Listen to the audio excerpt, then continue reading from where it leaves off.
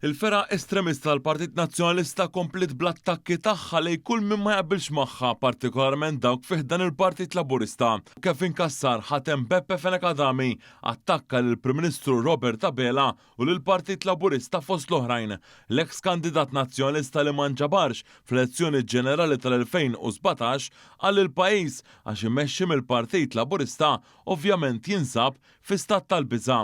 Fl-opinjoni tiegħu intitolata A State of Terror kassar ukoll żvoga fil-Kamra tal-Aħbarijiet ta' Wan u qal li għandhom jiġu iċċensurati persuni li jkummentaw fuq il-paġni soċjali tagħna mhux l-inqas meta rrappurtati sterli involvu lil kap de facto nazzjonalista Carol Aquilina Hoh Robert, President Onorarju tal-Aqda Estremista Repubblika Roberta Mezzola u Jason Azzopardi.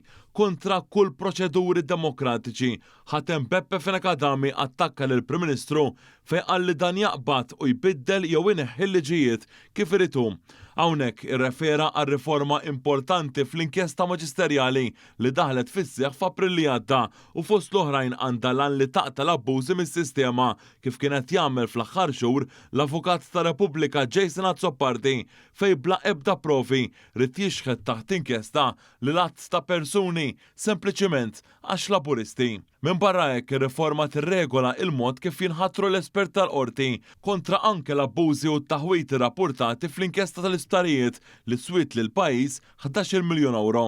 Din ir-riforma diġà ġiet attakkata kemm il-darba mill-fera estremista nazzjonalista, inkluż minn Carol Aquilina, Simon Busuttil u l-avukat ta' Bernard Grech Edward De Bono.